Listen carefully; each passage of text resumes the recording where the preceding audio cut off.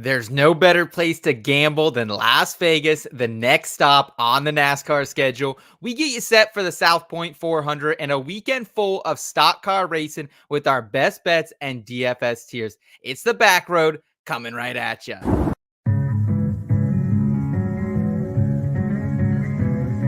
a non-points race, but it is a short race. Checkered flag. That's all this race is. Two from the States.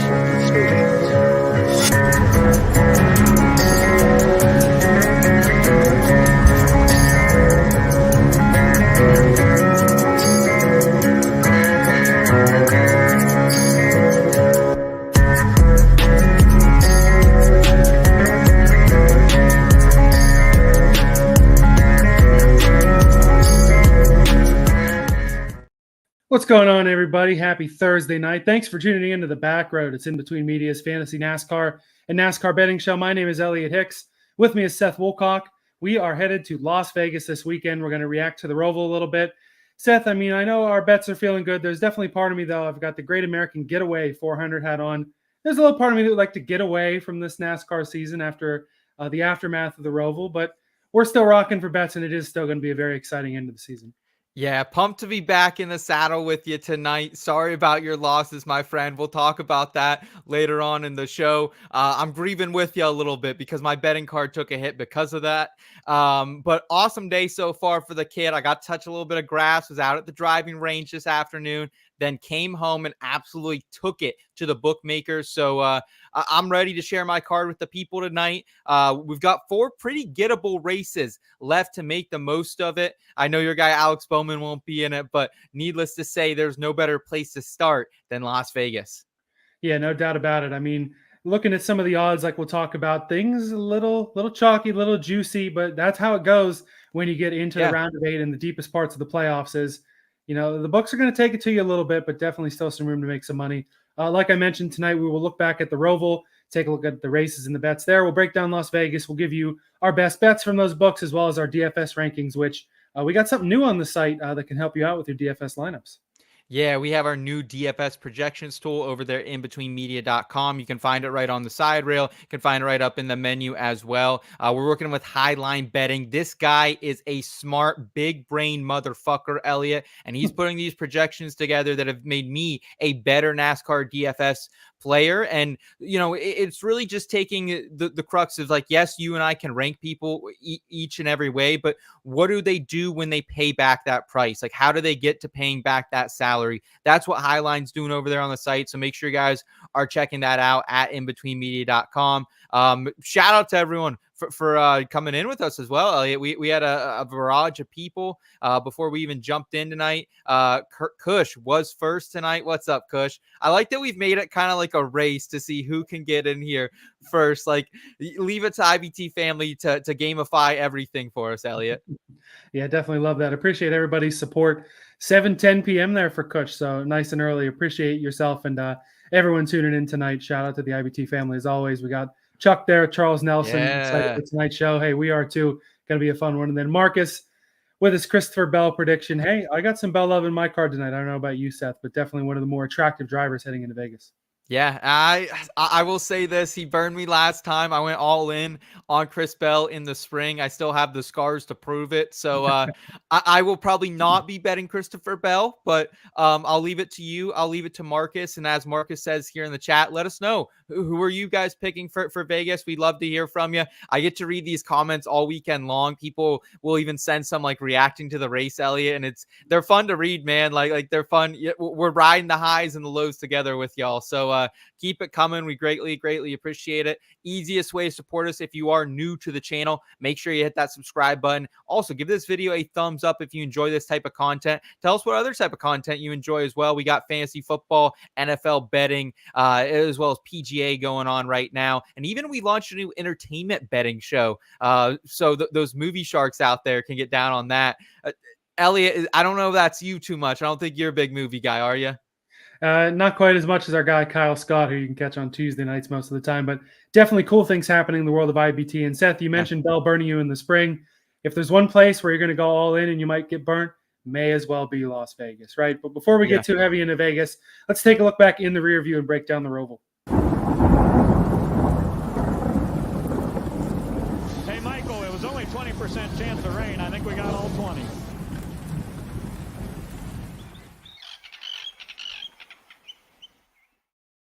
So it wasn't necessarily that we had bad racing at the Roval. I thought the racing was fairly entertaining. I thought things did not go Yeah. the way we thought they were going to go. There was a big chance that SVG and AJ and the Ringers would dominate, and that didn't happen in either race. But goddamn, if there's ever been a more heartbreaking weekend of racing for some easy feel-good stories, especially in the Xfinity race. Parker Kligerman, who, if you may remember, we had a little back-and-forth bet where I took Kligerman over Custer. You took Custer over Kligerman. I was feeling pretty damn good about that when Parker Kligerman was about to take the white flag and win that race at the Roval, and one of the crazier upsets that we've seen in the Xfinity playoffs. But good old Leland Honeyman gets himself caught in the tire barrier, which that definitely needed to be a caution. But it's the fact that he was in the tire barrier for about 30 seconds. We all saw it on the NBC broadcast, or the CW broadcast, excuse me. We all saw it there. We're like, oh man, what's going to happen? What's going to happen?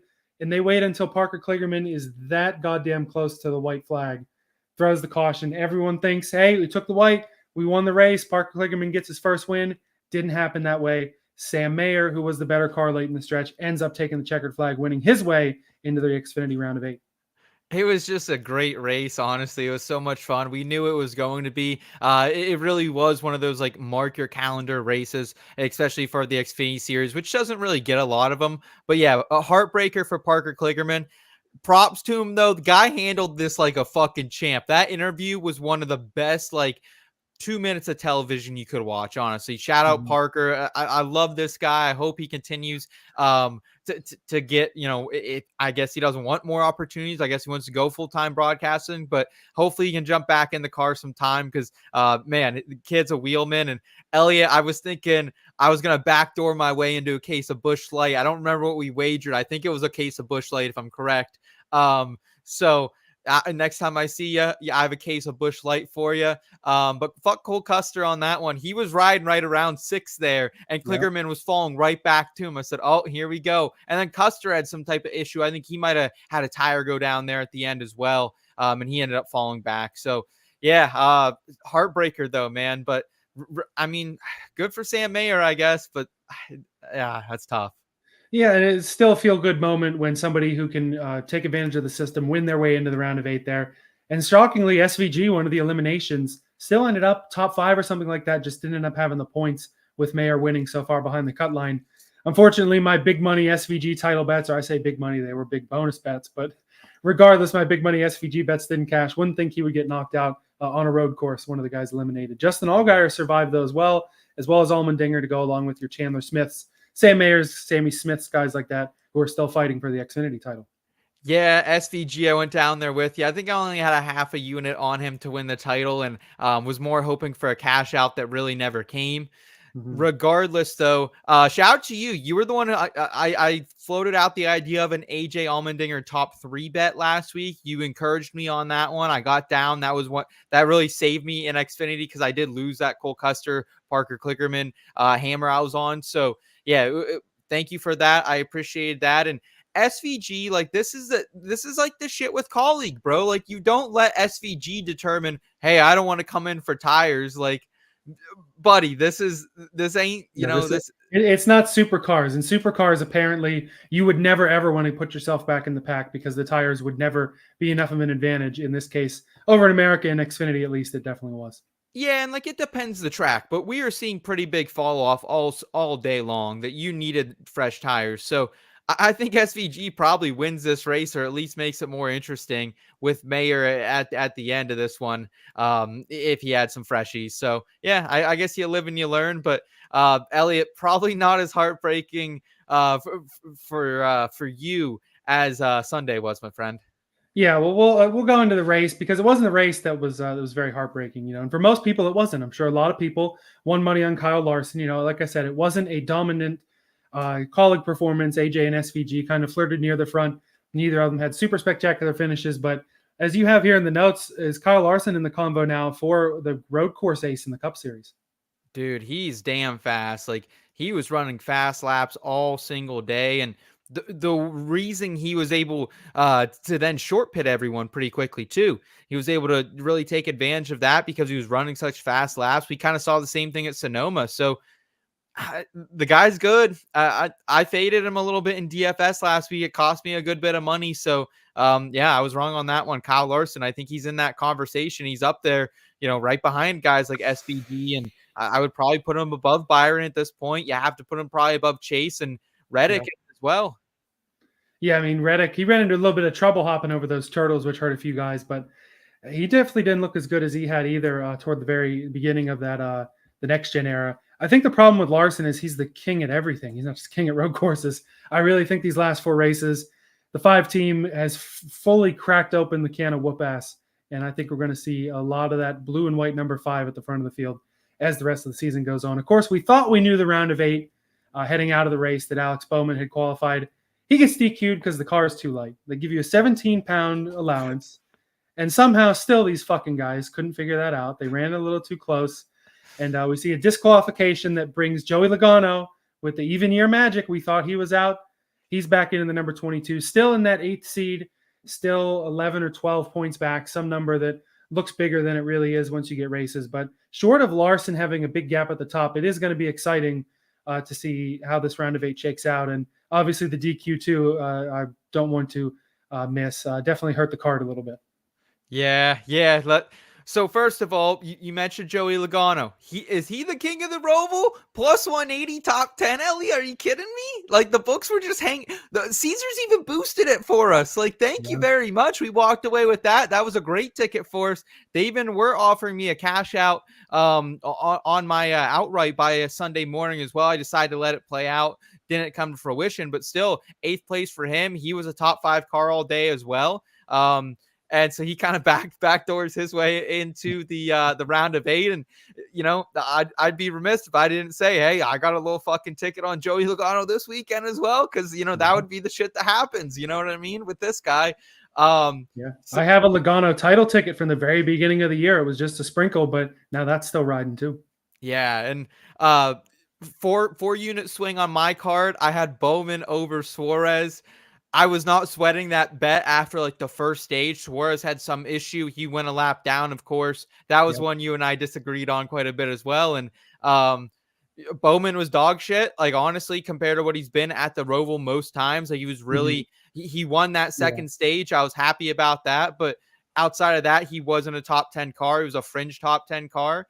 Yeah, and they were definitely points race, and they had to go for those stage points there. And it was those 10 stage points plus the playoff point that had them in. They only were in by 9 points. So that strategy worked. And then stage 3, they just had to kind of ride around, save the tires. And again, thought they qualified. Didn't really work out that way. So you want to know the damnedest thing too, Elliot, is so I Sunday I do the Fantasy Pro stream Sunday night. So I kind of be plugged into the NFL from about 1 to 7. So I don't watch the race. I haven't the last couple weeks until Sunday Night Football's on. I'll have the race on. I'll have Sunday Night Football on. So I watch this race. I see Bowman. I see, okay, hey, we're up 2 units on the weekend. I'll take it. We'll walk away with a profit. I go to bed that night. I didn't even know about the suspension or anything. It's not until midday the next day. I'm going through my account and, what do you mean this bet lost? And then I get on Twitter. Oh, Jesus. So yeah, I was like detached from the world for a minute. So that wasn't fun at all. Yeah, you'll notice I don't have any adult beverage here with me, and that's because I drank them all Sunday night after that news. But enough about me. I'm sure there are a lot of people out there that are like, finally, this fucking guy can shut up about Alex Bowman the rest of the year because he's out of the fight. So you guys are welcome, and we'll turn the page on that. Hopefully the betting card will swing more our way this coming week. Any other thoughts from the Roval, or should we head on to the newsworthy items of the week? Yeah, let's hit some news here before we jump into Las Vegas. Yeah, it'll be nice to get to Vegas. I'm all fucking scatterbrained again now from this shit.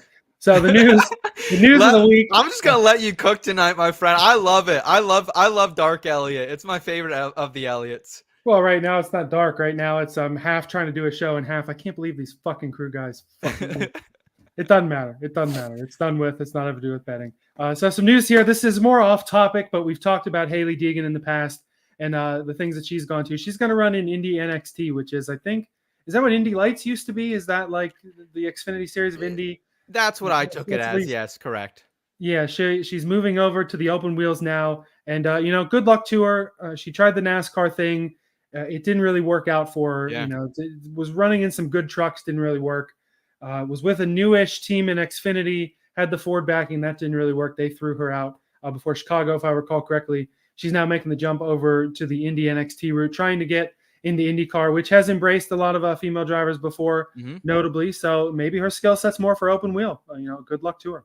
Yeah, it's kind of doing like the reverse Danica Patrick here, which is kind of cool. But yeah, like I felt like we had to talk about it just because like we had to close the door on this story. I'm actually kind of bummed out about this, honestly, because I think NASCAR is going to miss her just from like a marketing, just from a fan perspective. Like there are a lot of young girls who go to the tracks and you ask them who their favorite driver is. They don't say the Cup Series drivers. They say Hailie Deegan. So I think that's a big bummer, man. She was really good with activations as well with her sponsors. So I'm kind of bummed out about this. I wish her the best here in Indy. It'd be sick to see her running in the 500 one day. That'd be absolutely awesome. So best of luck to her. But I am gonna miss her, even though it is all right to justify why she wouldn't get another opportunity. Yeah, I think that once you realize that you're not going to get that shot in the Cup Series, you may as well pivot. Obviously, your family with a big motorsports background, so maybe we'll see her in the Indy 500. And in terms of NASCAR, there are other female drivers on the up and up. I don't know if any of the ones in ARCA this year have a lot of potential, but there are others in lower series and open wheel stuff that could be good in the future. So I don't think it's definitely not the last time that we'll see a high potential female driver in NASCAR, and that's a good thing. The more the merrier. Brenninger, we got Brenninger still too. Yeah, well, that's what I said. There are a few that are floating around in ARCA, and they're back and forth. We'll say it politely. They're back and forth. The nice thing is they put together some good points runs. I think Tony was 4th in the ARCA standings. I think Amber Balkin was 6th or something like that. So they're not running poorly. They're definitely ones to watch for sure. Yeah, absolutely. And Elliot, a little bit of Xfinity Series news here as well. Yeah, speaking of ones to watch, we kind of figured this was coming, but Joe Gibbs Racing made it official that Taylor Gray is going to race one of their full-time cars next year in the Xfinity Series. What we didn't expect is it will be in the number 54, and that Ty Gibbs is going to be listed as the owner. He took a lot of inspiration from his relative JD Gibbs, and how much involvement he's going to have in this ownership is TBD, but he will be the listed owner of the car on the 54. And this kind of harkens back to something I talked about on the show a couple months ago, that it used to be and still is for some teams. It's not just Joe Gibbs has 4 cars. Joe Gibbs is listed as the owner on all 4 cars. They mix it up a little bit. I know Junior Motorsports still does this. They did it in Cup with Hendrick years and years ago. So that's kind of neat to see a guy like Ty Gibbs still making his mark in the Cup Series, also setting himself up for a future. I'm sure it gives him some good equity and some neat involvement in his number 54 car as Taylor Gray steps into it next season. And look, like Ty Gibbs, he was the face of the Xfinity Series for a hot minute. He kind of came in out of nowhere. We knew he was coming up the ranks, but we didn't think he was going to be that good. Absolutely shows out in his first start, and the legacy continues. So shout out for Ty Gibbs for that. I think that'll be a cool story. How do you feel about Taylor Gray getting this opportunity? Because like we've talked to Taylor Gray at the track, Elliot, super well-spoken kid, talented kid. No doubt about it. He has improved every single year in the Truck Series by average finish, 22.6 as a rookie, 20.5, 14.6, 11.7. So he's made the jump each and every year. Just usually isn't like a threat to win. That's like the thing about him. Like he's led just 28 laps in 53 races in Tricon equipment, no wins. Meanwhile, Corey Heim in that same time in Tricon or Kyle Busch equipment, almost 1,300 laps led, 11 wins. Yeah, it's tough because Tricon's still not like an up-and-coming team necessarily, but definitely one of those teams that it's going to be difficult to put together some really high-level stuff. And Corey Heim, a really high-level driver, one that some may argue deserves this ride more than Taylor Gray. But honestly, Taylor Gray was not a guy that was really on my radar until we went to Pocono. Like I knew he did all right. I knew he'd been around a while. He's a beast at Pocono. He wasn't a guy that I was like, oh, he could go to a JGR Xfinity ride full-time, or that he was a guy who could really make some noise and be a potential future top prospect, until he went out, ran top 5 in the trucks at Pocono, and then ran top 5 in Xfinity at Pocono the next day. So I think he's definitely worthy of the opportunity to hop in good equipment and potentially grab his first win. And just because you're in JGR equipment doesn't guarantee a win. Just ask Sheldon Creed. But yeah, in the Xfinity Series form as well, 12 starts this season, 18.1 average finish. He does have 2 top 5s, 3 top 10s, so he has had some good runs. I think it's like that JBL backing. I imagine we'll go with him. I think that's been one of his personal sponsors there. So I imagine we'll see that continue with him in the Xfinity Series. Over under 1 win for Taylor Gray next season. He's in the best equipment. Yeah, that one feels like a true coin flip. I would, just on my gut feeling, I'd say he gets a win somewhere, and maybe a Pocono, maybe in Iowa, something like that. I don't think he's going to necessarily be a title contender, but it is nice to see a guy who's, put in the work in trucks, gotten better every year, now getting to move up the ladder, because I feel like we've seen with a lot of guys, they get rushed to the next series up. Sometimes they thrive, sometimes they kind of sink a little bit, but it's nice to see kind of an old school progression for a guy like Taylor Gray. Agreed. Yeah, and he kind of has that like old school grit. He's probably a guy who, when he gets done, he's probably like pounding a couple Milwaukee best ice or something. So, shout out Taylor Gray. I would probably take the under. I don't want to be that guy. I don't think I would ride an under one win total bet, just because that would be no fun and you'd have to root against the guy every single week. But depending what the line, what the odds are, we'll watch it. We'll watch it here. I think next year when we see those future markets get out and released. Yeah, and I could just as easily take the under too, because a guy like Sheldon Creed, with what we had seen with him in the trucks, truck champion, had gone out there, ran really well with RCR. We figure he gets into a JGR car, he's a slam dunk to get a couple of wins. Hasn't happened for him, and he ends up getting knocked out at the ROVAL for the title bid with some trouble there. Yeah. Brian in the chat saying, "What's up, gents? I wish the truck series ran Vegas twice like everyone else." Yeah. Yeah, agreed with you there, Brian. I know you're going to be out there in Vegas, so excited to. Brian's a great follow on Twitter. I think he's at Brian Twining. Definitely someone you guys got to stay connected here with this weekend, as he'll be out there covering it from a betting perspective there at Las Vegas Motor Speedway. Anything else from you here, Elliot, before we jump in? No, you had the perfect Las Vegas segue, man. Let's take a look at what we're going to see in Sin City with the Horizon forecast. Hey, Michael, it was only 20% chance of rain. I think we got all 20.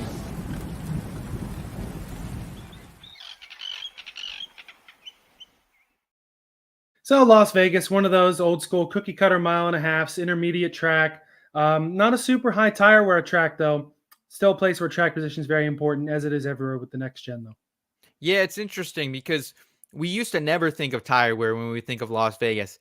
Now it has a little bit of tire wear. And track position is important, but I will say we haven't seen a lot of people ever. I think only one person's ever won from the pole here. We'll talk more about that in trends later. But yeah, so track position is important. How we qualify is going to be important. But at the same time, I almost saw a stat too, Elliot. I don't know if you saw this, but like there's only been one person, I think, in the last like 50 some races who's won from the pole in general in the Cup Series right now. That's crazy. I did catch that. I think it was Byron at Coda is the only one this year, and then I think half of last year too. So definitely winning from the pole. But also, I think conversely, the position that has won the most races is second. So you still have to have speed in qualifying, but the pole win, just kind of weirdly cursed. Looking at some of these comps here this week, our primary comp is going to be Kansas, which we just ran at a couple weeks ago. We can also look at Texas, Charlotte, and then a lot of people debate whether Michigan, because it is a little bit bigger of a track. We're still saying it's a high-speed intermediate. We're going to loop Michigan into our data and comp tracks tonight as well. Looking at some of these schedule items for this weekend as well. We do have on Saturday the Cup Series practice and qualifying 4:35 p.m. Eastern time. And then the Xfinity Series race gets going 7:30 p.m. Eastern time. That's some sick timing. I enjoy the late afternoon. You can kind of get out, do some things. We kind of have a shit-ass noon slate in college football as well. So I'm going to go do some stuff. I'm going to be golfing, I think, earlier in the day, Elliot, and then get back 3:30, 4 o'clock, get ready for practice and qualifying here. Yeah, I definitely love a good night race. I know it won't start under the lights, obviously, being out there in Vegas compared to the East Coast where we're at, but I love a good Saturday night race. Doesn't care what series it is. And I'm glad that you also are looping Michigan in, because we went to Kansas just a couple of weeks ago, but Michigan was not too long ago either. So there are a lot of guys, when you mix together the comp tracks plus the what have you done for me lately, I definitely took some Michigan stats from just a couple of months ago into account. Yeah, I did as well. On Sunday, we do have 2:30 p.m. Eastern time, the Cup race, the South Point 400. The stages are broken up, lap 80, lap 165, and then lap 267 there for you. Brian in the chat letting us know he thinks the colder temps will actually limit some tire wear here. Very well could. Yeah, that's great to note there. It's been cooler out here on the eastern side of the country, so I imagine that the western side will be getting that soon as well with all the Yeah, I different mean, storms. it's also fall, so you're gonna get that on the East Coast more than you will on the West Coast. Some of Yeah. that cool fall weather, but we definitely appreciate the boots on the ground reporting there out in Vegas because it's still obviously, as I'm sure Brian well knows, it can stay warm well into the winter months out west there. So cooler than usual this weekend. Definitely something to keep an eye on throughout. Looking at some of the trends here that I think we need to know, a couple specific ones for the playoffs. A non-playoff driver has never won a Cup Series playoff race at Vegas. So we got 8 guys. Like Ellie, do you think there's anyone non-playoff that could win? Is there anyone that made your card? No, and this is I'm not going to say nobody made my card, but this is the type of year where it's almost, for lack of a better saying, it's almost a shit or get off the pot kind of opening race because then you can kind of mosey your way through the round of 16, through the round of 12. You can kind of have some mid runs and end up in the round of 8, but you're not going to get in that championship 4 unless you fucking turn it up. And Vegas is this year is the one that starts the round of 8. You got to turn it up. And it's, the cream rises to the top is another old saying we can use. And like I said, a guy like Larson, a guy like Logano, a guy like Byron, some of these playoff guys, it would really be a shock if one of those guys didn't take the checkered flag. Yeah, and that's why I went with a lot of juice here. Ross is like the one guy I haven't bet yet that I've kind of been staring at. So I am interested maybe in Ross as a non-playoff guy, but I would expect a playoff driver to win this race. Team Penske has 2, and JGR also have 2. They're tied for the most Cup Series playoff wins here at Vegas. Twice the winner of this race has gone on to win the overall championship, and the lowest overall champion to eventually go on and win that chip. But here in Vegas, they finished 22nd. That was Chase Elliott back in 2020. Joey Logano also has won the 7th playoff race 3 times, Elliott, Martinsville, Kansas, and Vegas. So like this is one too. If you win this, you set yourself up. You have 3 weeks to prepare for Phoenix. You don't have to worry about the next 2 races. Yeah, and I mean, especially with Logano too, the fact that he's done it multiple times before, it would be about the least surprising thing in the world if Logano goes to victory lane here. Just with, again, the even year magic, the fact that it really took a stroke of luck and a stroke of dumbass on a particular Chevrolet in there. And Logano is a clutch guy. He's not necessarily, even in the years he's won the title, he's been far from the best driver out there. The year he was arguably one of the best drivers was that Big 3 year that was Logano who beat the Big 3. So it still proves my point, though. Yeah. Even when he's not the most clutch driver, the most consistent driver throughout the season, he turns it up when he needs to turn it up. Winning Atlanta when everyone kind of thought he'd probably get bounced in the round of 16. Could end up winning Vegas, get himself in the championship 4 when they least expect it, because that's just what champions do. And all these trends, dude, just point right to Logano. Cindric, Larson, and Logano are all top 3 all-time average starting position here. They're also the only drivers with a starting position average under 10.0. Logano leads all active Las Vegas pole winners. He has 3 of them. He's joined by only Bell and Rowdy, who have more than 1. HMS, who I'm heavy on HMS this week. I am, but they have not won a pole since 2020 here. So keep that in mind. Larson, Joey, and Brad each have 2 Vegas wins. There are 6 actives with wins in the field this weekend. Larson will try to become the first person to go back to back to back since Jimmy Jam did it here way back when. So I'm excited for it, Elliot. The only other trend I have for you are the winners from the winner from the pole has only won this race 3% of the time. Kind of unusual. Front row 24% of the time. That's a little lower than our average. Also 42% of the time the winner comes from the top 5. That's below average. Usually we're up more into the 50s. And then top 10, 60% of the time. Usually we're up closer to 70, 75. Why do you think that is? Do you think it's because tire wear really didn't matter in the past and qualifying didn't matter previously, really? Yeah, that's definitely interesting. And I feel like back in the old days, we had a car that it wasn't so goddamn hard to pass all the time. I think in the next gen, I'm not sure how far back these particular poll stats go that you pull out. All the way. Every week. Yeah, all the way. So if you just did the next gen, I'm sure those numbers would look a lot different. But the pole and front row differential there is pretty crazy. A whole 21% difference from first to second kind of goes along with the stat that we pulled out earlier, where the pole winners won one of the last 50 races, but then second place has won more than any other spot. As far as I remember, I'd have to pull up that stat again, but that's what stuck in my brain. So that's what we're going with, because who fucking cares, right? We'll round out the forecast here with iFantasyRace.com's Asterisk Mark Driver of the Week. It is William Byron. Byron finished 10th in the spring, but there's a good chance he had a better result than that left in him. In that race, Byron, he was leading 15 laps, and then at one point in stage one, he got that trash bag on his grill. He ended up having to do that unexpected pit stop. Yeah, I did too before I read the Asterisk report here, iFantasyRace.com. And then so that kind of put him behind the 8 ball. Overall, Byron was 3rd in speed late in the run. He also had the 8th best total speed ranking, which you would imagine would be better if he had better track position. So will he be? I suck at betting him. He's been hot coming in. I'm going to talk about him later when we get to the bets. But I thought that was a good note about the trash bag because we all kind of forgot about that. Yeah, and that's the beautiful thing about these Asterisk Mark picks is there's always some little detail. Not everyone has the time to go back and watch the full race. Or if you just watch the race highlights, sometimes that stuff doesn't show up. I bet it probably would have for Byron in this case, watching those spring highlights. But yeah, I mean, with Byron, he's a guy that's got the speed, but can he get it back to victory lane? Because it's really been a hot minute for that 24. Yeah, let's talk about it here. What do you say? Let's go ahead and crack open this week's Parking Garage props.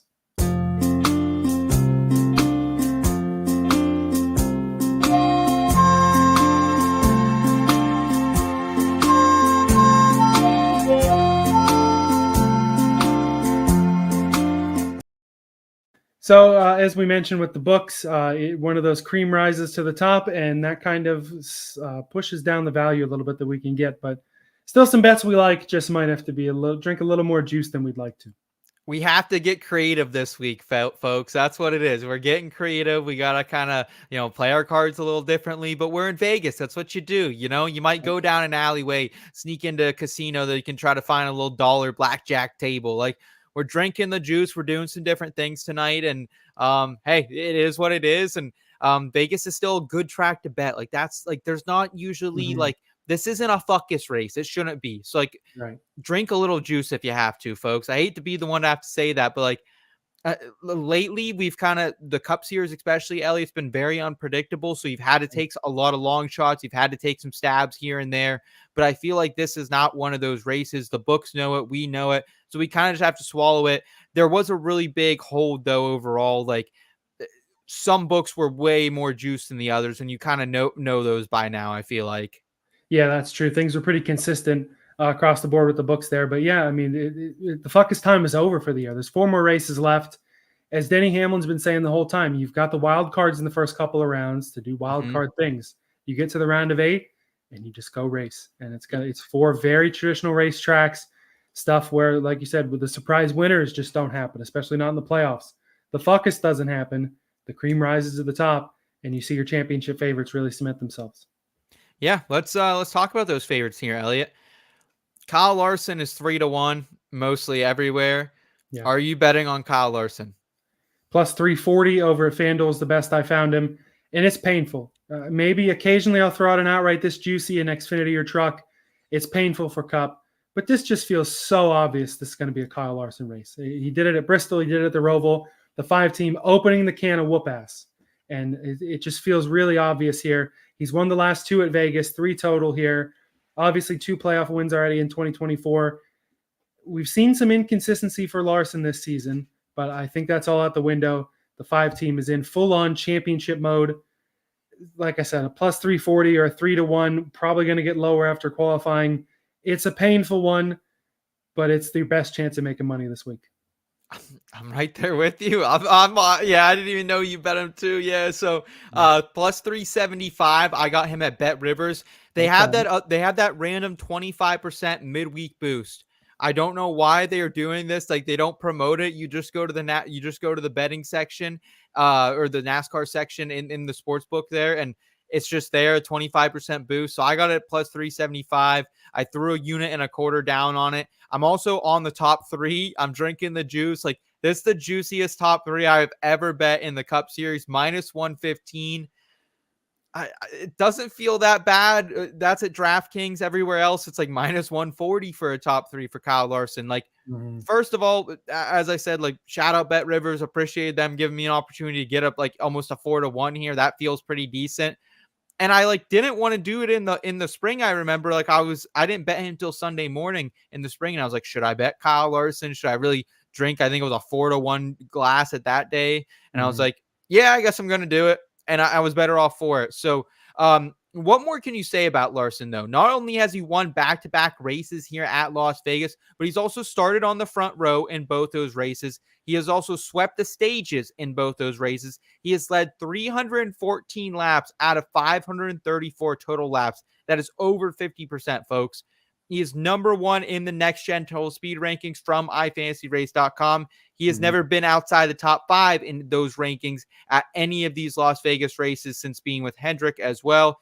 He has finished either first or second in every race that he has not wrecked out of. That's the only thing like you're betting against here. Does Kyle Larson, can he keep it on the track? His performances at the comps too, Elliot, are like the only thing that are a little suspect here. He had a rocket at Texas, though. He wrecked that one. He also had a rocket at Charlotte. He never got in that car.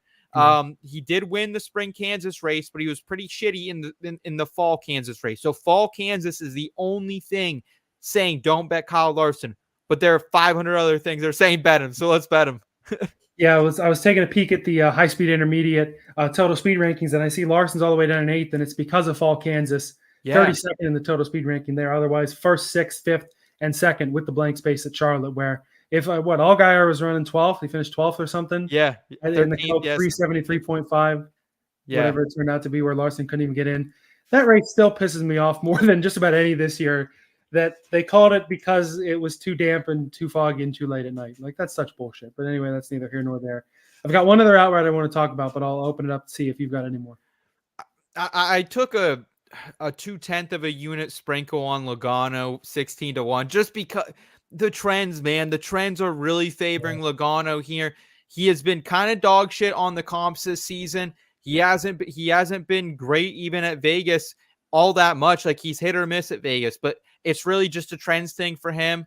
I'll talk about someone else later, a little bit more down the board than Larson. But please, anything else you have here in the outrights? Because I'll talk more from a positional standpoint because it's just a sprinkle on the outright for me. Yeah, I've got one more outright that I haven't laid coin on, but it's coming, and it got teased in the comments here a minute ago. KFB 20-1 on BetMGM. He's only been out of the top 6 here at Vegas twice in the last 8 races. That includes a 3rd place in this race last fall. He hasn't won at his home track in Cup here since all the way back in 2009. That was his only Vegas win in Cup, but he's won here twice in Xfinity and 4 times in the Truck Series. We saw him come so close at Kansas. We've seen him run better on the intermediates as of late with RCR in that 8 car. I say hot take, he's going to get the win, and it'll be his last career win, but he'll get it done in his hometown. Keep that winning streak alive. A guy like Kyle Busch, just hard to ignore here with the recency and, of course, the home track bias, which is going to come into play for another driver for me in a bet later. But I feel like Rowdy at 20-1 is definitely worth a stab. I don't hate that. I said Bristol was going to be the last time I bet him. He was running in the 30s that day, so I'm a little scarred. But RCR's short track. You go out and see what he did at Kansas and what he's done at some of these other races. Darlington. RCR short track. They're allegedly stealing people's infos at the short track, my friend. I mean, what are you talking about? We haven't verified that's RCR. It could be a legacy. It could be somebody else. We don't know what team that is, but that's what the Bowman DQ honestly overshadowed that story where we didn't even talk about. And before I was trying to figure out there was something other newsworthy in NASCAR that I heard about, and I couldn't figure it out. And that's what it was. That supposedly a non-playoff team purchased setup information from an outgoing mechanic at a team with playoff drivers. So, of course, the rumors swirl around. Maybe during the Olympic break, RCR gets some stuff, goes out and smokes the field with Austin Dillon, which Stenhouse ruined that for him. But someone got taken out to a nice steak dinner, hopefully. That's all I care about. So I'll throw out my my last outright, and I'll also kind of go right into placement props. William Byron is sitting at plus 850 on FanDuel. I'm all right with that price. I went a half a unit on it. He's a really good qualifier, so you're probably not going to see that one again post P's and Q's. And also my positional prop. What I am doing here, I am swallowing. I like the top 5, but the top 5 is risky because there's a lot of guys who we could put in the top 5. You just named Kyle Busch, who wasn't even really on my radar, but now he could be a top 5 car as well. So William Byron, his best top 10 price is -240 at Bet Rivers. That's kind of an unbettable number. So what I did is I parlayed that with the Texas A&M money line. They're 670 over the dog shit that is Mississippi State. So I'm just trying to hit bets, folks. Like, that's what I'm trying to do here. This parlay gives me -159. That's Byron on the top 10 line. That's Texas A&M on the money line. And I'm just going to go back to the tactic that I used at Talladega, and it started to pay off as well. William Byron is running really hot. We talked about it. 3 straight top 5s coming in. Willie B has also been the model of consistency here at Vegas.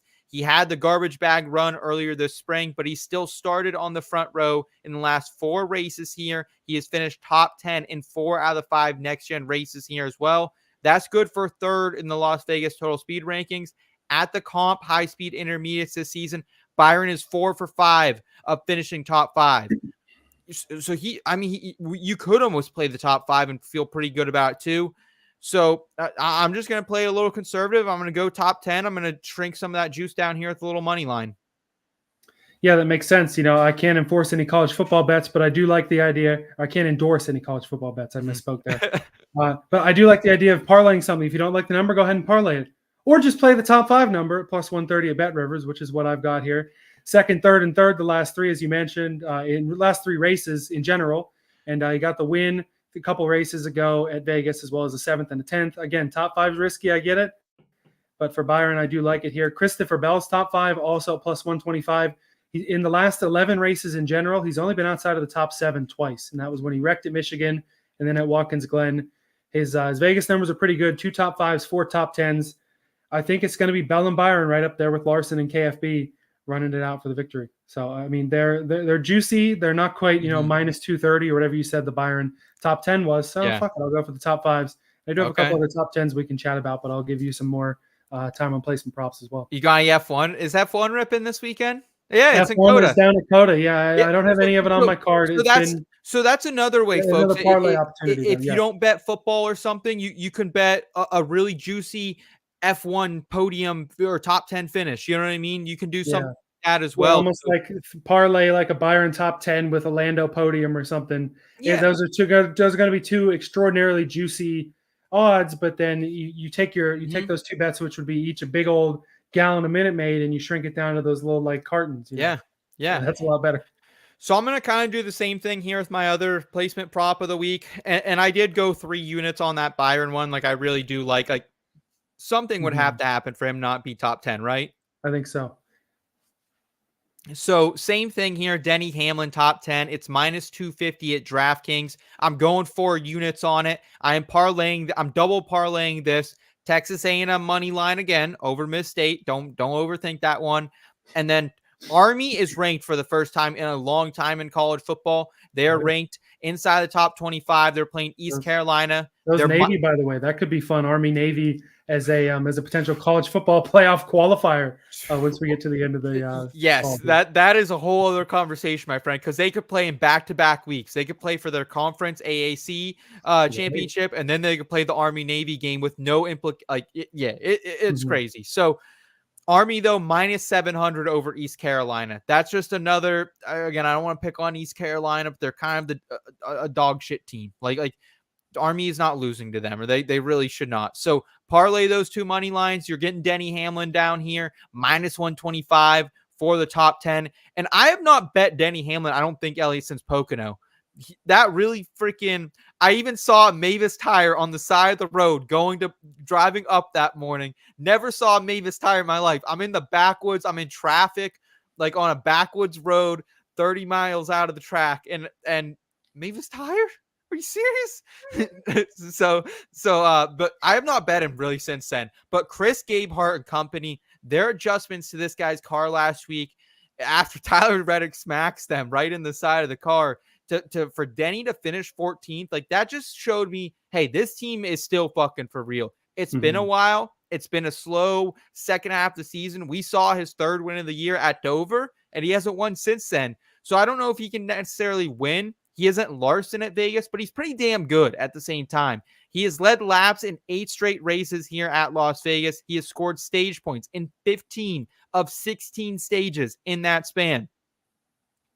I said he doesn't have race-winning speed, but he still has top 10 speed here. His finishes include P8, P10, P11, P5, and then P32 one day when he lost his drivetrain as well. In the spring, 7th in the total speed rankings, 7th in the green flag speed as well. Had an average running position of 7.1. That's the 4th most as well. 6th best in driver rating. So at the comps, he's 5th. At the high-speed intermediates, he has finished top 5 in 4 out of the 5 comps as well. So top 10. So he hasn't been a top 5 car all the time with these high speeds, but he's been top 10. So I just need him not fuck it up here. Yeah, I was looking for ways to get Denny on my card. I didn't quite like any of the numbers a lot, but Denny definitely was a guy that I Denny Lando. Do a little Denny Lando. Denny Lando, since once again, I can't endorse any college football bets, but definitely a nice little parlay there. And the college football bets too at a minus 700. That's the whole. Do you remember on Chicago when they first started racing there during qualifying? There was the big old orange like balloon that came off and rolled on the track. That's the kind of juice that a minus 700 would be. I can't imagine seeing that number in NASCAR. But yeah, that's a hell of a juicy bet. But good luck to you there. It wouldn't be me without throwing at least a couple of long shot top 10s out there. If you want to take a peek at the Spire guys, they're both at least Hocevar and Zane Smith. They're both at 6-1. That's dirty. They're both at 6-1 over on FanDuel. If you look at how Hocevar has been running lately, his last 11 races, the same number I used for Bell.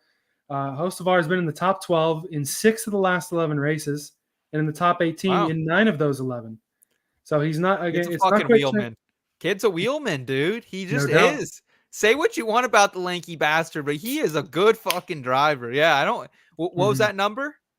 6-1. Okay, for a top 10. I think it ain't bad. Are you gonna say Noah Gragson too? Is that the other one you got in there? Well, I haven't gotten there yet. I still have Zane Smith to talk about. Okay, sorry, jumping. No, but you want to talk about the IBT connection there. You got my other top 10. But for Zane Smith, doesn't have quite as much Cup experience here. But in the Truck Series, he's always been really good at Vegas. Top 8 in all but one of his Truck Series races here, which includes a DQ when he finished 2nd. And at the comp tracks that we've sort of talked about are comp-ish. He was 10th at Kansas a couple of weeks ago. Finished 7th at Michigan. And then there was his runner-up from Nashville. That's not quite the same comp, but intermediate track. Yeah. Summertime, it was kind of the fuel mileage made it kind of a mess, but we'd give Logano credit for the win, so why not give Zane the credit for the runner-up? At 6-1, those are guys to look at. And you had it spot on with Noah Gragson. Plus 460 over on FanDuel was the best I found it. Finished 6th in the spring when he was subbing for Bowman in the 48 and fall of 2022. He was 11th in the Xfinity Series. His run here 8 times. It was never worse than 6th. And Vegas is his hometown track too. Yeah. So, of course, he's not going to get that SHR car to victory lane, but one more really good run there in that number 10 at plus 460 for a top 10 with how good he's been at Vegas. I think is a good shot. Yeah, I honestly that was the one long because I'm drinking a shit ton of juice. That was the one longer placement prop. I haven't bet yet, but I was really looking at it. I was fully expecting you to also be on that, so I wanted to kind of hear you on it. Let us know in the chat. You guys like a little Noah Gragson top 10 plus 460? I think that's a fine number for him. I mean, he hasn't had the speed as of late. I don't really know what's happening in the SHR now. They're kind of just What do you mean what's happening? The whole fucking team is shutting down for 5 weeks. I don't know what's happening over there. It's almost as if none of them have jobs. You're just looking for jobs, and the team's shutting down. They may there's even a situation with all this charter stuff where they still may have to own 3 charters next year. So that's gonna get crazy. I don't mean to call you out that directly. I don't mean to sound no. I mean, I don't know how much effort is going into build. I don't know if you saw that video a couple weeks ago. That was one of the best videos I've seen in a while. It was the sponsorships thing where they did the Talladega Night style. If you're gonna steal our sponsor, steal our please. Yeah, that was the bet. Gregson says, "Hey, NASCAR teams, you're gonna steal sponsors. Steal ours. We're shutting down." It was a really good 3 minutes. The content over there from those 3 guys. Chase Briscoe noticeably absent. I wonder if he was over a JGR meeting or something. But the other 3 guys, they definitely had fun hamming it up there. That's what I'm saying. There might be some dicking around, people cutting out at 458. That's my only so if I do bet that Noah Gragson one, it's probably going to be no more than half a unit. It can't Yeah, be. just You know a what I mean? little salt bay, a little Yeah. sprinkle, Yeah, it's probably worth it. I mean, dude's fucking good here, so you never know. He'll probably go fucking get partied up and be ready to roll. So I like it. I like it. Anything else from the Cup Series perspective from you? I don't like any of the matchups that were out there. I don't like any of the Okay. anything else that I was bummed out, man. You know me, I'm a big matchup guy, but there were just every matchup I saw it, I could see myself betting either side. I felt like. Yeah, interesting because I've got a couple matchups and groups here that we can talk out if you want. Yeah.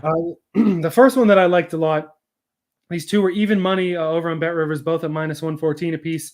I'm taking Ross Chastain over Martin Truex Jr. Not only because I still want to fade Martin Truex Jr. as much as I can, but Ross with the comps won Kansas just a couple of weeks ago, and in his last 5 at Vegas, he has been in the top 5 in 4 of those races. He has 4th, 5th, 12th, 2nd, and 3rd. So you mentioned Ross earlier as a potential outright shout. I definitely think he can beat the 19 because it's like with every race this year with Truex, the stats look good. He's won a bajillion races and he's led 8,000 fucking laps, but he still runs like shit. The speed ranking looks good. He's 2nd in the Cup Series at high speed intermediates, but he hasn't looked close to a win. The only thing you could go on Truex's side is his only top 5 since like fucking Easter were both at Kansas.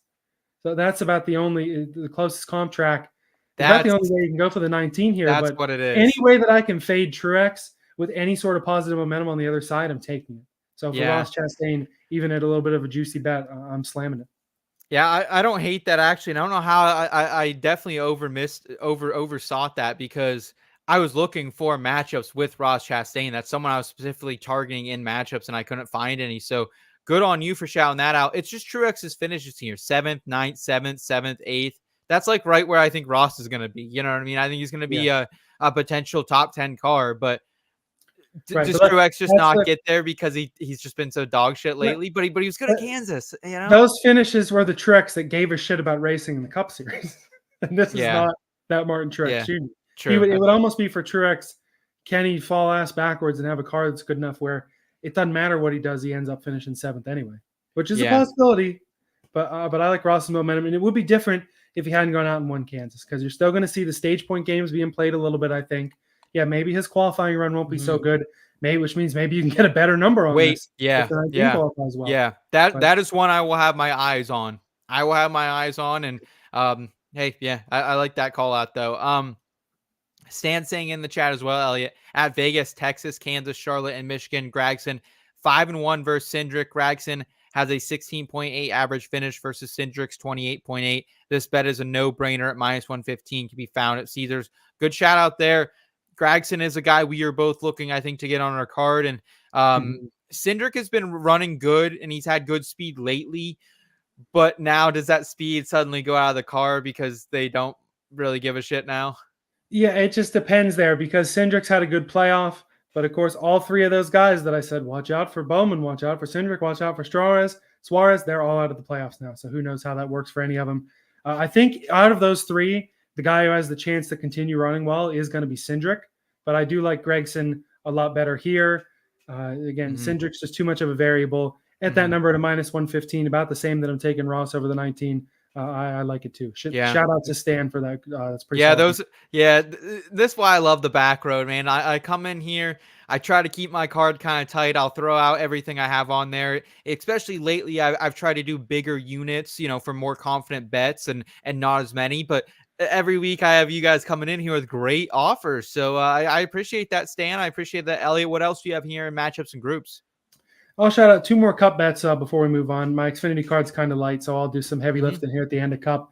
I found a way to bet Jimmy Johnson. No, you. Oh, is it? It's over John Hunter Nemechek, you sicko, isn't it? The 84 is +130 over John Hunter Nemechek, who's at -165.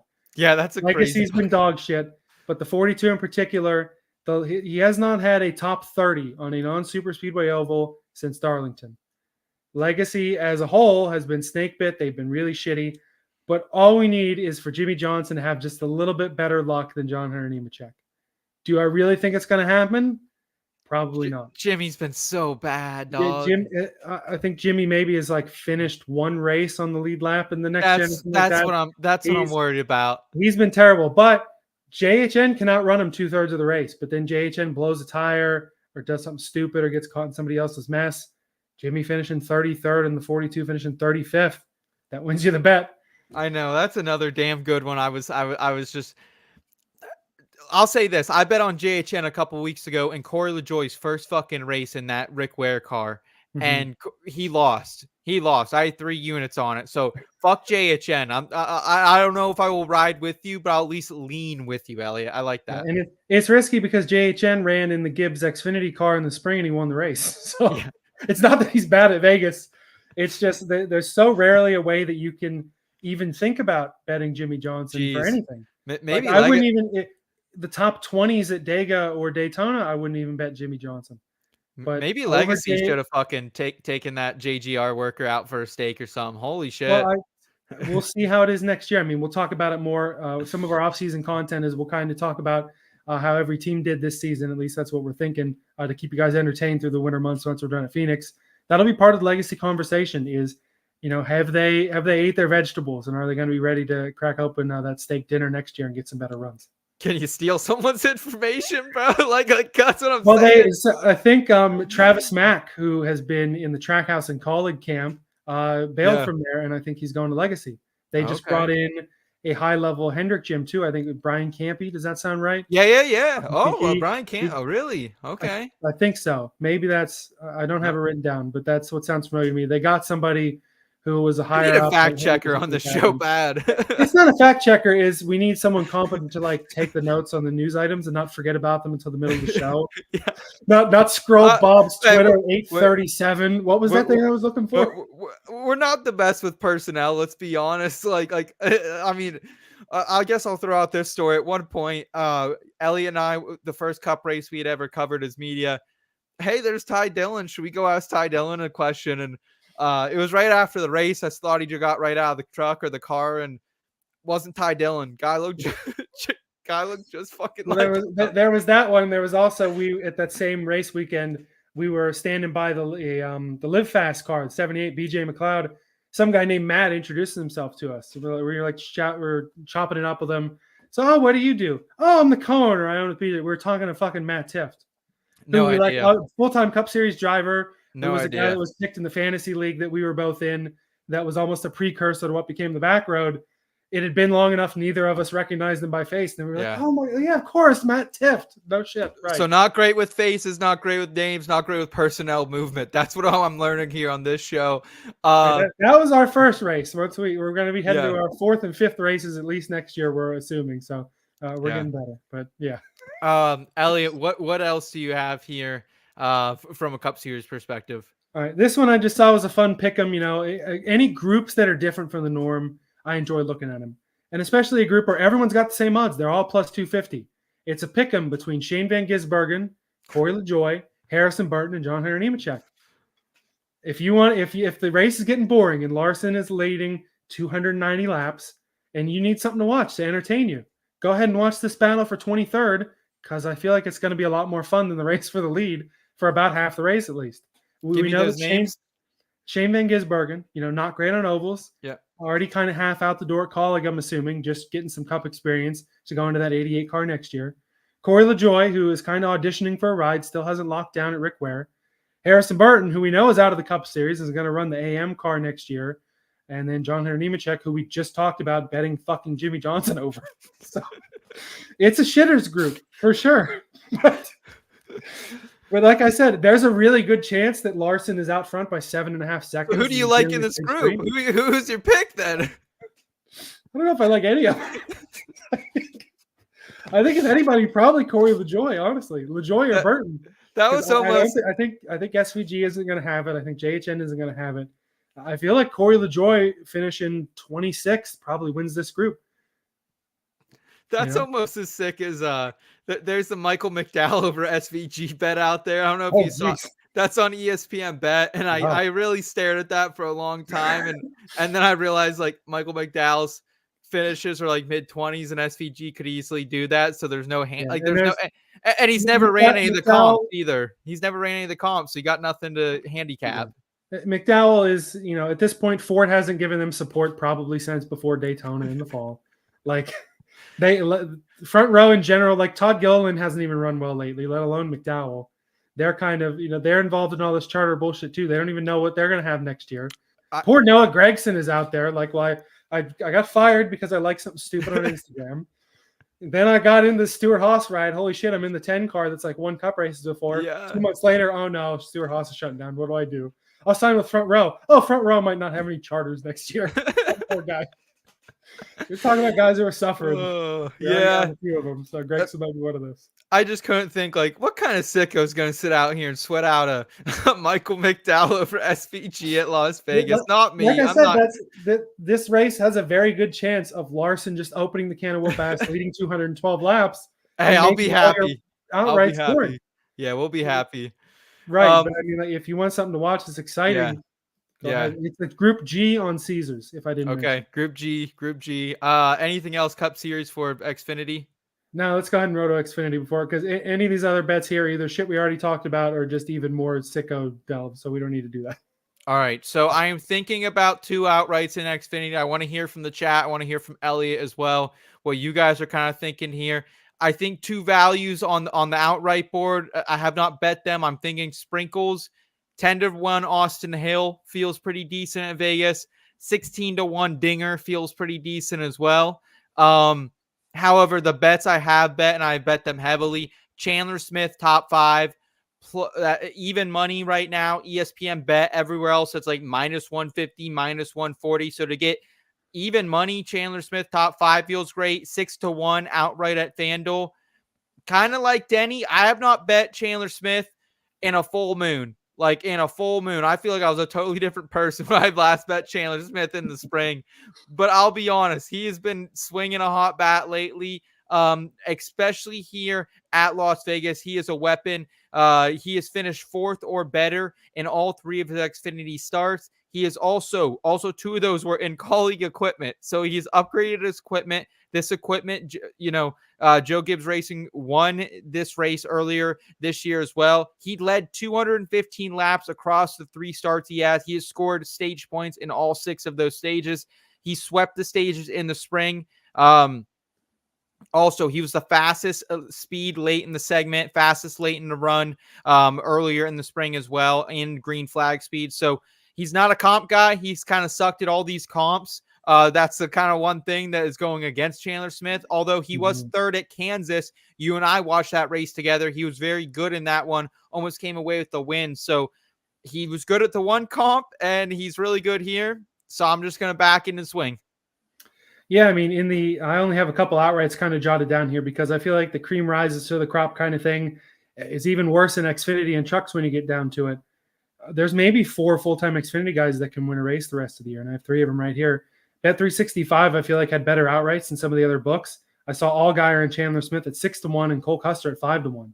And I like those numbers. Austin Hill, I don't hate that too. He's not a guy that I would count in those 4, but a guy that could certainly turn up at the right time, win somewhere other than a damn super speedway, put himself in the championship 4. I feel like Custer's a no-brainer to win one of these next couple of weeks. Allgaier would be a guy who I like more if he wasn't just an Allgaier and snaked it every single time he dominates a race. Chandler Smith, I was riding that outright at Kansas. Like I said, looked good until it didn't.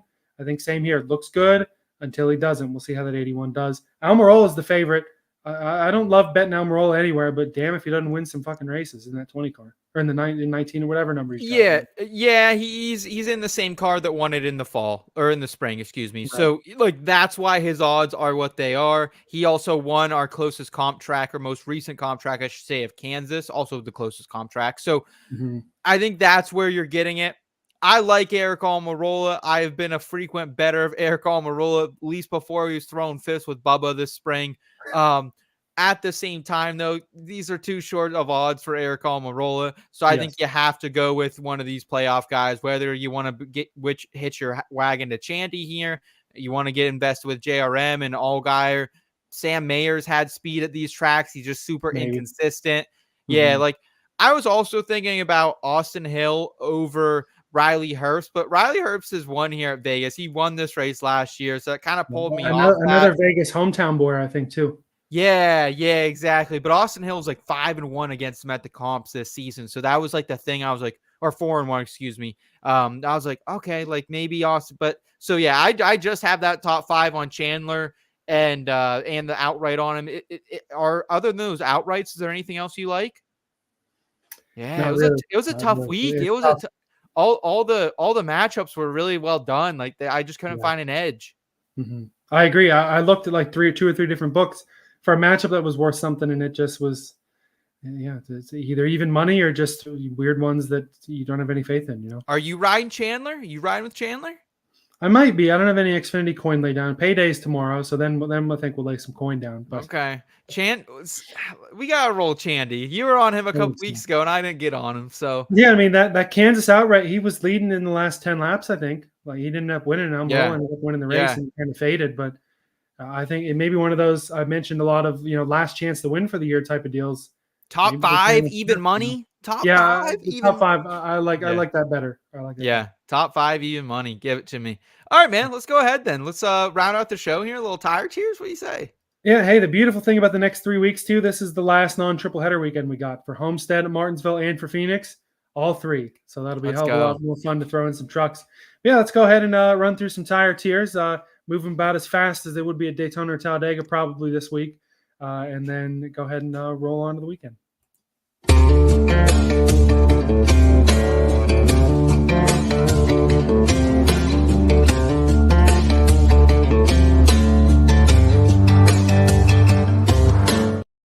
So in terms of drivers this week, of course, Cody Ware's in the 15, Shane Van Gisbergen in the 16, and old Jimmy Johnson is back there in the 84. The prices, I'm pulling them up right now. I'm assuming Kyle Larson's at about 15,000, and then everyone else is from there.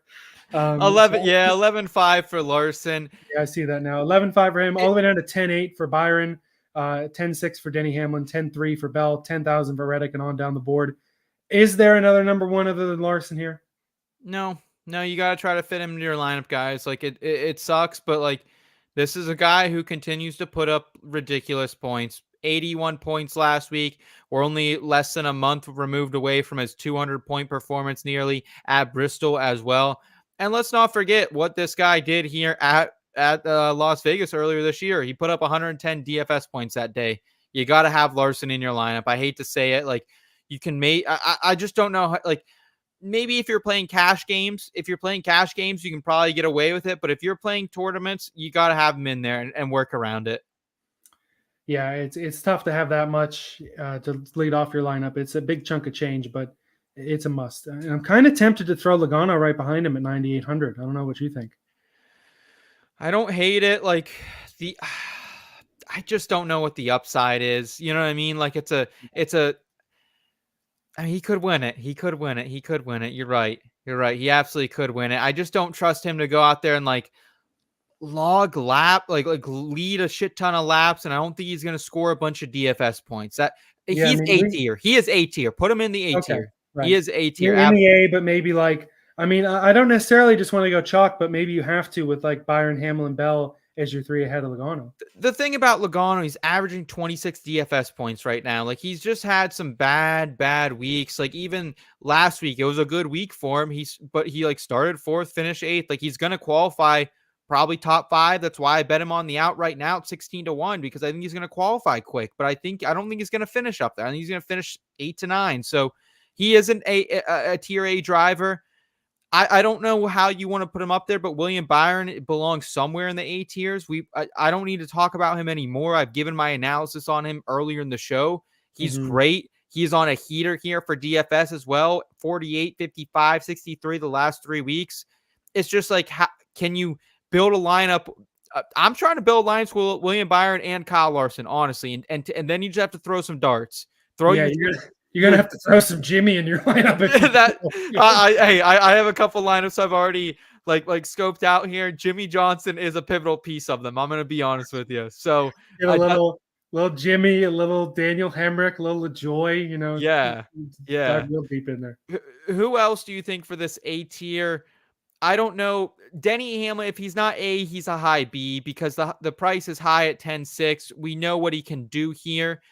I don't expect him to qualify super well. That's the one, one thing I'll expect him to qualify, somewhere from 7th to 8th. So I think he can get you about 50 to 60 points like he did in the spring. But I don't expect like a 100-point day or anything from Hamlin. No, I think he's worthy of an A, though. Any love for Kyle Busch in the A's, or are we thinking he's B? I can't go that high on Kyle Busch. It's just out of the playoffs. I don't know really what's going on in that garage right now.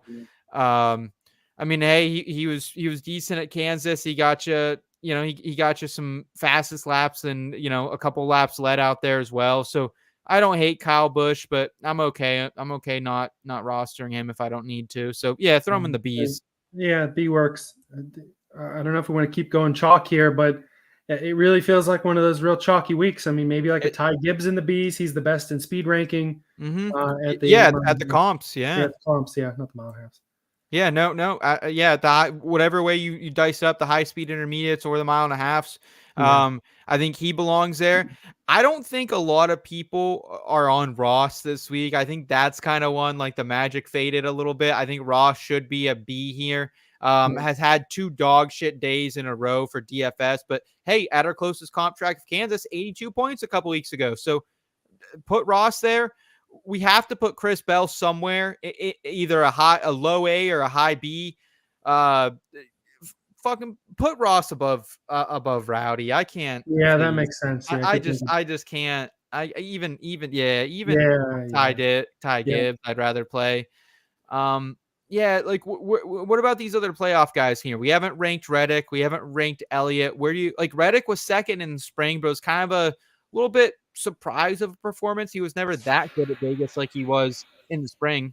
Yeah, and I feel like with 23-11, we've seen them dominate it like your Texas or your Kansas or things like that, and that just really hasn't happened. I'd almost be wary of putting him in the Bs, maybe put him in the Cs, because at 10,000, if he has another midweek like he's had at some of these comp tracks recently, I don't know if I like it. The speed ranking 13th and 12th at Kansas 1 and 2 in the speed ranking, which is much different than the rest of the intermediates.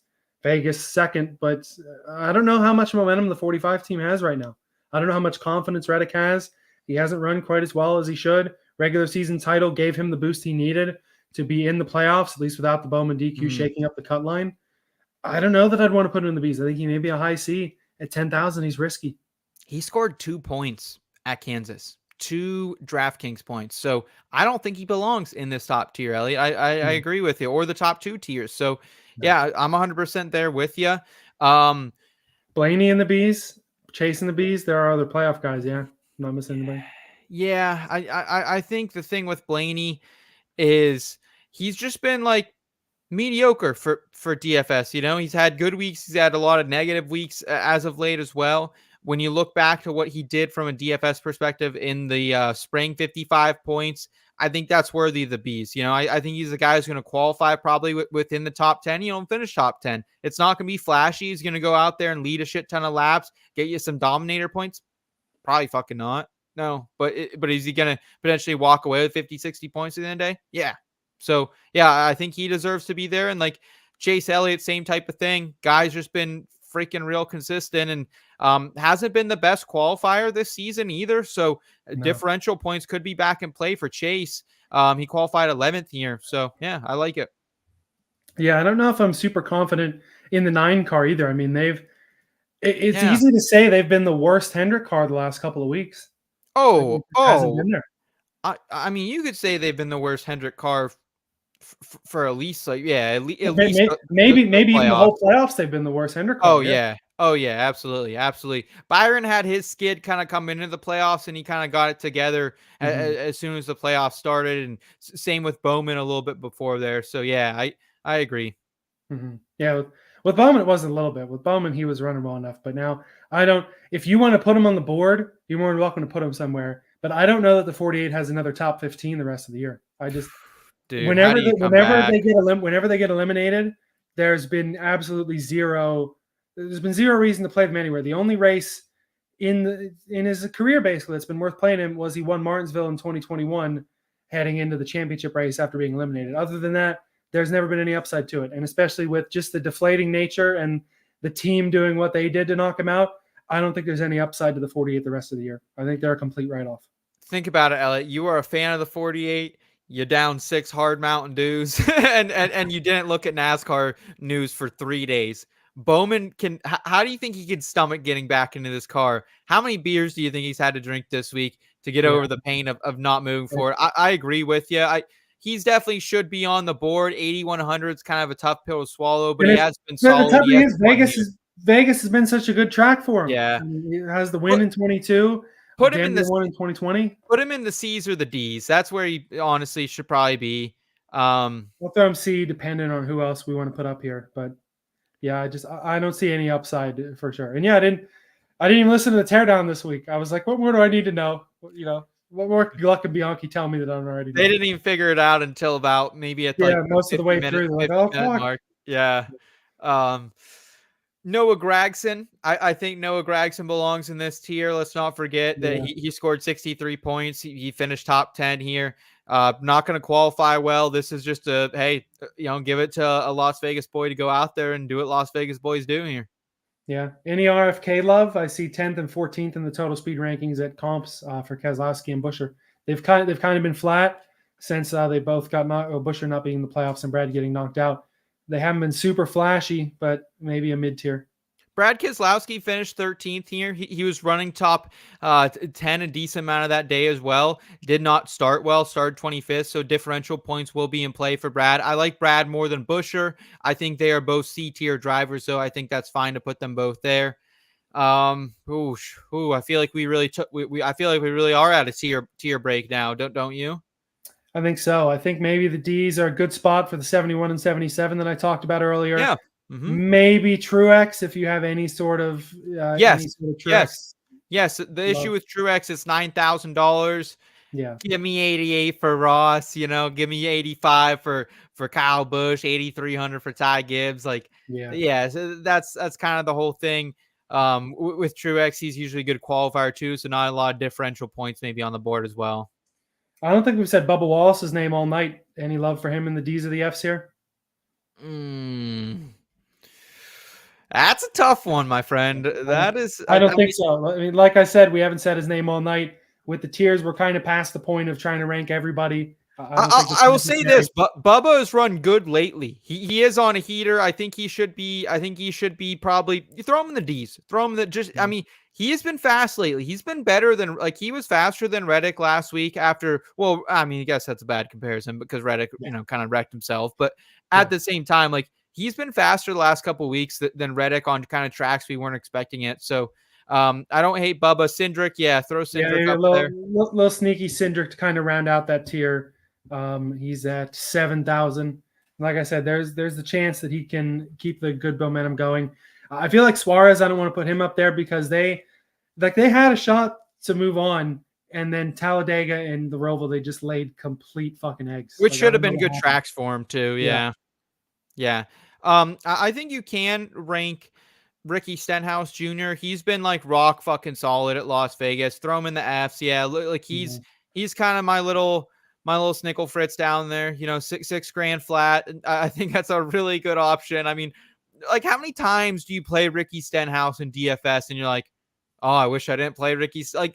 What? Watkins Glen, he got -7. I think that's his only negative point performance. It is. That's literally his only negative point performance all year. So Ricky Stenhouse Jr., I actually, scored 22 here earlier this season. I think he's an interesting name. You can maybe if you were dumb enough to play Ricky Stenhouse on a road course, you kind of deserve that. But yeah, Ricky's one of those guys that all year at a relatively cheap price is going to get you an okay day. He's almost like a Daniel Hemrick or a Daniel Hemrick light. He's never going to be super flashy. Probably get you a little bit of a bump on differential and is rarely going to fuck you over. Kind of in that same tier, Austin Dillon. Yeah. He had a couple matchups against him. I can't remember who I saw it, and his stats at Las Vegas actually aren't half bad. They're not great. Finished 16th here in the fall or spring. I keep saying that spring, excuse me. Man, it's already the fall, man. Yeah, that's the thing is we get so used to it. Where Vegas was just 7 races ago at the beginning of the year. Yeah. Then we get to the end of the year before we know it on the fall. No, wait, the spring was 7 months ago. Oh, fuck. Yeah, but 30 points for him in that race. He's going to start mid-20s. He's going to finish mid to high teens, if not low 20s. So Austin Dillon on the board.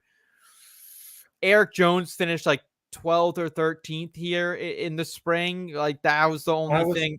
I was taking a peek at him to see if he may be worth anything. I think I even saw him in a matchup or a group or something, but Yeah. then I just factored in the fact that Legacy's been terrible lately. But if we are going to put one up there, I think it is Jones. So I think just for the sake of the vibes and the content, we'll throw the 43 up there. Yeah.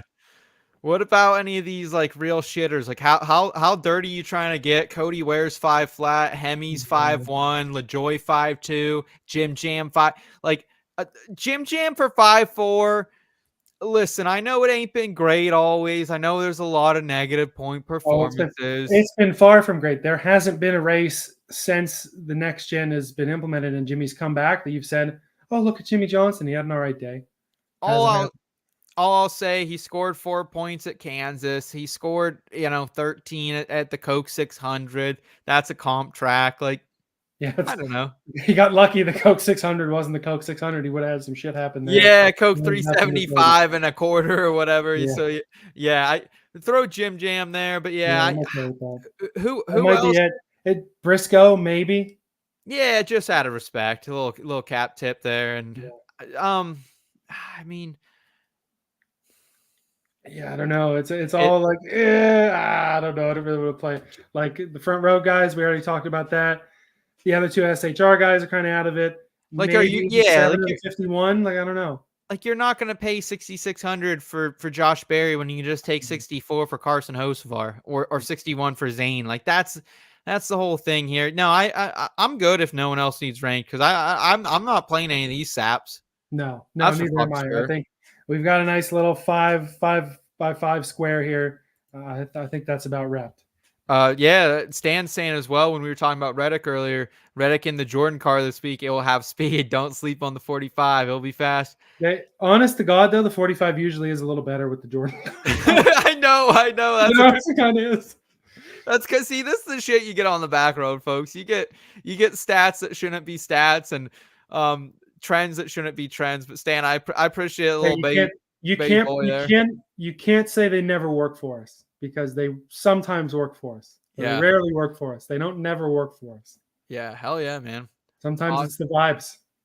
Elliot, do you have a word on any of these other guys? No, I know it's too late in the year for that. If it's Vegas spring, it's like, yeah, maybe this gym. I haven't been doing it the last couple of weeks because it's pointless. You trademarked us as the show that talks about every driver, but not anymore. The thing is, it was the way we used to do it. If you've been watching a while or at the beginning of the year, it used to be the tiers would introduce the drivers, then we would go into the bets. Now that we talk about the bets, anyone we're interested in, we bring up in the bets. Yeah, it's so when we get to the tiers, we can get to them a little quicker. We don't have quite as much to say, and it gets to the point where it's just I have no notes on like Daniel Hemrick this week on Ryan Preece.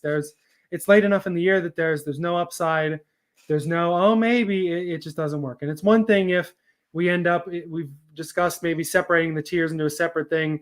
If that happens, then it's a whole different ballgame. Yeah. We look at that only from a DFS and look at it only from the bets. But when we combine them both, we talk about a lot of guys in the bets, and then it's just either a slight tweak to get the DFS or like I said, with the options, you have guys like Hocevar that you can play over guys like Barry, where it's like, why even talk about Barry? Because there's no point in putting him in your lineup. You're going to need to shave down cost anyway because you're playing the $15,000 Larson salary. So what's the point? All I'll say to that is Daniel Hemrick has a sick fucking accent. I don't know if you've heard that. Man, he's got the draw. It's good. It's a good accent. I was caught off guard, honestly, in his last interview. I was like, damn, like Daniel Hemrick he does sound like a fucking G. Did it take you this long to like listen to his voice? This is a guy who is former Xfinity champion. He's been in Cup since like 2019. I know. I just kind of forgot, I guess. I haven't heard his voice in a year and a half. Like, when has Daniel Hemrick been interviewed other than when he's been wrecked out of a race in the last 10 years? I've heard a couple this year, and I think was he in the media center one of these races that we kind of heard him? All I'll say is fucking sick accent. I can't wait to talk to him again. There we go. Let me figure out what that guy's fucking doing next year. Let's get him on the fucking show. Holy shit. Damn. I mean, talk. He may not have a car to drive next year, so it's possible. Can you imagine him introing the show? I mean, let's go. That's what I mean. That's our move for next year. Is we catch some gyms and we're like, hey, my name is Daniel Hemrick, and you're watching Backroad. Hey, let's go. Why not? Why Let's not? go. I'm sure some of these other guys at the track, Rutgers Gym is doing some stuff like that. So. Everyone, thanks so much for always hanging out with Ellie and I. We greatly appreciate it. It's been such a fun year for us, man, to build this awesome NASCAR betting community. We have a lot of shit in the works. Like, that's all I'll say is, like, we're very much on the early precipice of this. And if you guys have hung around with us for these couple years we've been doing this so far, thank you. We appreciate. Again, easiest way to support us, give this video a thumbs up, hit subscribe if you haven't already. But we got a lot of fun stuff in store for you. We're gonna have a couple more giveaways throughout the remainder of this fall as well. So hang around for that. Hang around for some sick shit we're gonna do in the future as well. Love all y'all. Thank you so much. Elliot, send us home, man. Yeah, it's much appreciated. Like I said, we got a giveaway ready to go whenever you want to do it. Thanks to those who stick around for the banter. We appreciate it. And for your DFS stuff, of course, we have faith in our tier rankings, but go check out that DFS projections tool that Highline Betting has helped us out with over on the site. That'll probably give you a little more educated DFS odds than I don't like this gym this week.